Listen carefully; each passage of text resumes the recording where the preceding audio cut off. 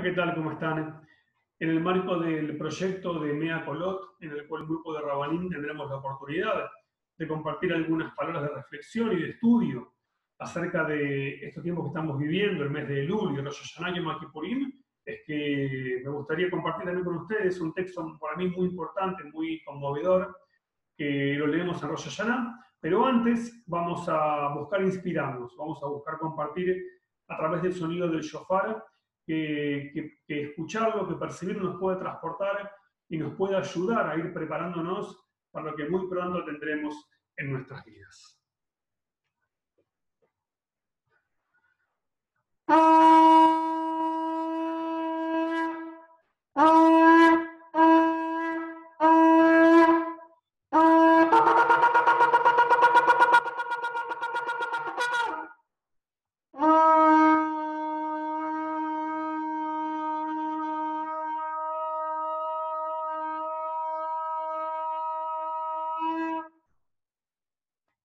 Bien, dejamos el shofar por aquí, tomamos un poquito de aire para recuperarnos y enseguida voy a compartir con ustedes el texto, el material que me gustaría que vayamos leyendo y que nos pueda servir de guía para este momento. Vamos a empezar. Les decía, para mí uno de los textos más conmovedores, más tensos y más profundos de la liturgia de estos días, de Rosh Hashanah, tiene que ver fundamentalmente con la Akeidat Yitzhak.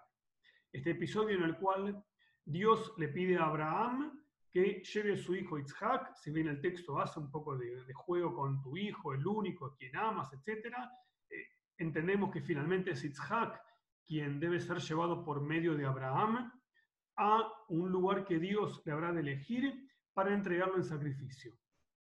Y si bien finalmente todos conocemos la historia y tiene un final feliz en el cual Yitzhak no es ofrendado, es interesante cómo se va desarrollando no solamente el relato, sino las diferentes capas de interpretación que puede tener esta historia para entender qué fue lo que le habrá motivado a Dios, qué fue lo que lo habrá empujado de alguna manera a pedir a Abraham semejante sacrificio, ¿sí? Semejante solicitud.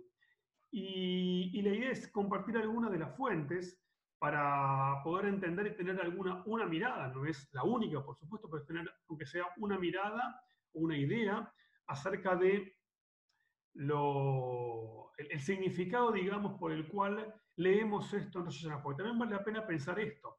En un montón de Hagim tenemos lecturas de Torah que los sabios han establecido para cada Hag, y cada una de ellas tiene un significado y una relación con el Hag, o el día.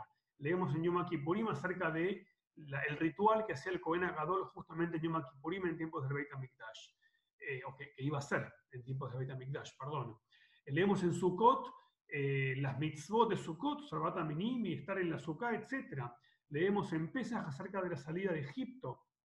Leemos en Shavuot acerca de Ma'amad Ar-Sinai y el encuentro de Dios y el pueblo de Israel a través de la entrega de la ley. Como que cada lectura tiene un tema que llega linealmente al corazón del Hag o del evento que estamos experimentando y viviendo, mientras que Rosh Hashanah, que celebra o que recuerda la creación del hombre, no hay mención acerca de lo que sería Bereshit, a lo que sería el primer Perek de Bereshit o el Perek 2 de Bereshit, donde se crea al hombre, sino que los Jajamim han establecido la lectura, al menos para el segundo día que compartiré el día de hoy, para este segundo día, han elegido la Akeidat Yitzhak. Vamos a empezar con las Mekorot, vamos a empezar con el Talmud babilónico en Rosh Hashanah 16a. Dijo Rabbi Abau, ¿por qué tocamos con un shofar de ciervo? Dijo el Kadosh Baruj Hu, toquen frente a mí de un shofar de ciervo para que pueda recordar frente a ustedes la Akeidat Yitzhak y los eleve como si ustedes mismos se hubiesen ligado al altar. Si bien la traducción es propia, digamos, ¿no? Pero es interesante cómo inclusive la idea de tocar al shofar frente a Dios para que le pueda recordar frente a nosotros. Hay como un frente a frente en este momento, en donde recordemos que Rosh Hashanah es también Yom Adin, día del juicio, día en el cual somos juzgados por Dios, y al igual que cualquier persona que es juzgado por alguien que es obviamente ahí poderoso, más poderoso que uno, lo que uno hace como juzgado es buscar méritos positivos para que el juicio sea lo menos severo posible. Y en este punto, según lo que tenemos en la Guemará, el shofar, ¿para qué serviría? Para que Dios pueda tener presente el episodio de la caída. Y ese episodio de la caída a Dios, ¿a qué le hagamos? ¿A qué lo traslade?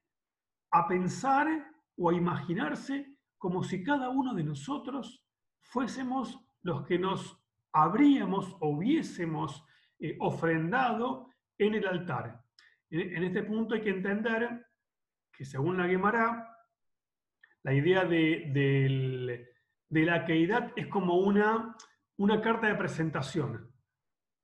El hombre presenta ante Dios en el día del juicio la akeidá, y Dios, que recuerda la akeidá, tiene un juicio menos severo hacia nosotros según el lenguaje y la teología de este fragmento de la Guemará. Vamos a avanzar un poco más en el Mahzor de la Tefilá, porque ustedes saben que también la liturgia de estos días está o gira alrededor de los mismos conceptos, del juicio, de Dios como rey. En Musaf rezamos Malhuyot, Zichronot y Shofarot. Malhuyot, donde entendemos a Dios como un rey. Ahora hablaremos sobre Zichronot. Y Shofarot, donde el centro de la liturgia ahí es el Shofar. Ahora bien, ¿qué es Zichronot? Que quiere decir recuerdos, pero erróneamente a veces pensamos que es porque debemos recordar lo que hicimos en el año. Y si bien eso es verdad, uno hace el balance en el UL, Zichronot no hace referencia a eso. Es todo lo contrario. En Zichronot lo que hacemos es pedirle a Dios que nos recuerde para bien y que recuerde el pacto. Que a la hora de emitir el juicio no se olvide del pacto que estableció con nosotros. Así dice el texto: recuérdanos, del Zichronot, Adonai nuestro Dios, el pacto, la bondad y el juramento que juraste a Abraham nuestro patriarca en el monte Moriah, y que se vea reflejada frente a ti la akeidá que realizó Abraham nuestro patriarca hacia Isaac su hijo sobre el altar, que dominó su voluntad para cumplir tu voluntad con liderazgo íntegro.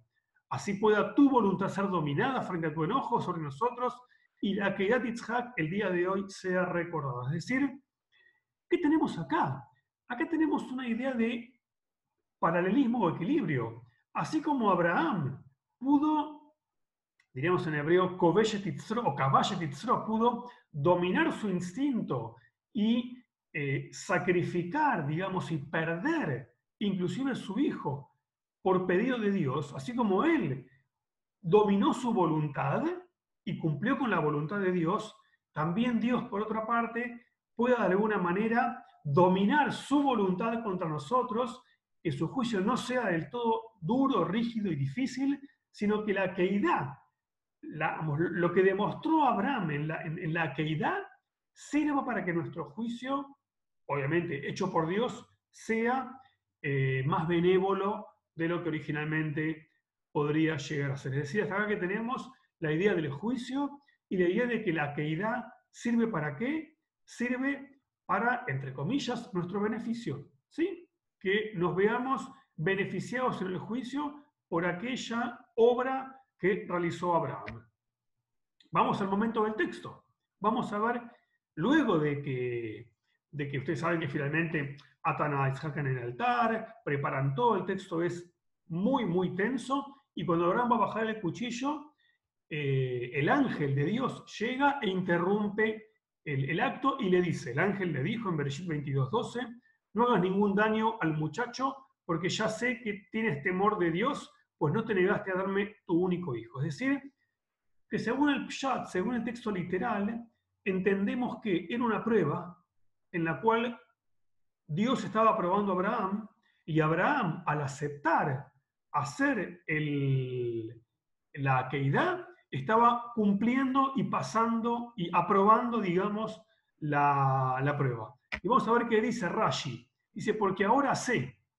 Cuando el ángel dice, no hagas nada porque ahora sé, Rashi imagina, basado obviamente en Midrashim previos a él y en Agadot, previos a Rashi, Rashi imagina y comparte que se produce como una tensión entre Dios y Abraham, donde le dice a Abraham, te diré lo que pienso.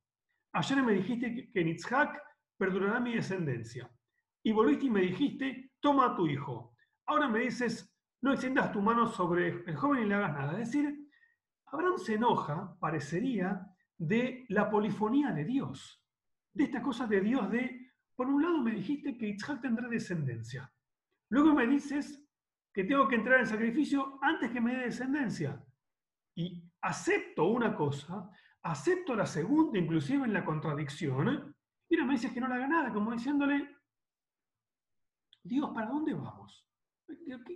¿Qué es todo esto? ¿No es cierto? Eso es la tensión que se produce, entiendo, en Rashi, perdón, vemos que en este deseo de Abraham de cumplir con la caída. Abraham, según Rashi, quería cumplir con la caída, solo que se enoja por las idas y vueltas de Dios. Vamos a ir por un momento ahora al comienzo del texto, al comienzo del relato, para entender un poquito o imaginarnos, ¿sí?, qué fue lo que lo pudo haber motivado a Dios a solicitar esto. Y así dice el texto de Bereshit 22.1, después de los acontecimientos, Dios puso a prueba la fe de Abraham. Lo llamó por su nombre y le contestó, aquí estoy. La pregunta que hay que hacerse acá, la pregunta acá es, ¿qué acontecimientos son los que sucedieron para que Dios solicitase este pedido? Y esto es lo que nos dice el Rashbam, otro de los Parshanim clásicos de la Torá. Ocurrió después de estos acontecimientos, después de los acontecimientos entre Abraham y Abimelech, en el pacto entre ellos y sus descendientes, acerca de los límites de la tierra de Israel. Y el Kadosh Baruj Hu había ordenado que no puede vivir nadie de ellos. Hay un relato breve que en todo el contexto de Abraham, de Itzhak, el nacimiento de Itzhak, el destete, la fiesta, la akeidá que viene después, queda un poco, digamos, como eclipsado por todo esto, que es un pacto que hace Abraham con Abimelech, con un rey de aquellas tierras, sobre la tierra en la cual Abraham vivía. Y evidentemente, según entendemos, según entiende Rashbam, Dios había prohibido establecer un pacto acerca de los límites de la tierra de Israel con alguien, digamos, que no sea Dios. Y Abraham viene y hace un pacto con Abimelech por fuera del pacto que ha hecho con Dios, ¿cierto? En este sentido, quiero tomarme un minuto. Entonces, acá el problema que tenemos es un pacto que había hecho Abraham con Abimelech acerca de las tierras en la cual vivía Abraham, es motivo para pedirle a Abraham que entregue a su hijo Itzhak en sacrificio hacia Dios. Ese es el punto central, este es el punto del conflicto. El pacto de Abimelech anula un pacto que había tenido Dios con Abraham. ¿Y cuál era el pacto? Aquí tenemos uno en Bereshit 15, entonces antes del fragmento de Rosh Hashanah, pero es parte de la Torá. En aquel día Dios hizo un pacto Dios, con Abraham diciendo, a tu descendencia daré esta tierra, desde el lago de Mitzrayim hasta el lago grande, el lago Perat. Es decir, que el pacto que hace Dios con Abraham es un pacto que incluye a tu descendencia daré esta tierra. O sea, ya Dios está diciéndole a Abraham que tendrá descendencia. Y también está diciéndole que le dará a su descendencia esta tierra. El tema es que el pacto tiene dos partes, o tiene dos elementos. Tiene la descendencia y tiene la tierra. Son los dos elementos del pacto que hay entre Abraham y Dios. Y más adelante le dice, en Bereshit 17:19, le dice Dios a Abraham, dijo Elohim, pero Sará, tu esposa, tendrá un hijo, y llamará su nombre Itzhak. Y estableceré mi pacto contigo, un pacto eterno. O sea que acá tenemos ratificado que el pacto de la entrega del hijo es parte del pacto que hace Dios con Abraham. No podemos olvidar en el pensamiento de Rashbam que hay un pacto más complejo y más amplio, que incluye la tierra y que incluye la descendencia. ¿Y cuál es el punto para mí acá que está diciéndonos Rashbam? en su mirada para entender la Keidá. La idea de Rashbam es que, así como el pacto entre Dios y Abraham incluía descendencia y incluía tierra, Abraham, al romper el pacto de la tierra por pactar con Abimelech, anula el pacto de la tierra y por lo tanto Dios está pidiendo también anular el pacto de la descendencia. Esto es lo duro, esto es lo complejo, esta es la prueba para mí que podemos también entender entre muchos planos de este texto, que el pacto establecido con Dios queda anulado, entre Dios y Abraham, queda anulado cuando Abraham hace un pacto por la tierra con Abimelech, eso tira por la borda, como diríamos, la otra parte del pacto, la parte del pacto de la descendencia, y por eso Dios va por la descendencia, aunque finalmente después, gracias a Dios, y el carnero, que apareció ahí, que es el verdadero sacrificado, la prueba no se cumple, finalmente Abraham cumple y pasa la prueba. ¿Y qué tiene que ver con Elul, todo esto que tiene que ver con Rosh Hashanah? Cuando establecemos un pacto con Dios, cuando buscamos en cada mes de Tishrei volver a pactar con Dios, hay que tratar de ser coherentes y entender que el pacto incluye muchas cosas. El pacto no es únicamente lo que queremos, no es únicamente lo que necesitamos, el pacto es, cuando hay un pacto entre dos personas, entre dos partes, cada uno entrega algo de sí al bien común, al pacto común. En el pacto hay alguna promesa, algún pedido y también alguna responsabilidad. Por supuesto que no, en lo personal, me encuentro lejos de creer en un Dios que pida semejante sacrificio. No estoy diciendo que estoy de acuerdo con esto, pero quiero o quisiera, me hubiese gustado compartir y lo compartimos, entender una mirada acerca de por qué motivo es que semejante pedido es hecho a Abraham y por qué motivo leemos de esto. Porque el pacto con Dios es un pacto que implica y que incluye muchas cosas. En el caso de Abraham implicaba el hijo y la descendencia. Pensemos cada uno de nosotros cuáles son las partes, cuáles son los componentes, cuáles son los elementos que serán parte de nuestro pacto entre nosotros y Dios en este nuevo Rosh Hashanah. Que tengamos todos Shem Tovah U'Metukah, Ugmar Hatimat Tovah.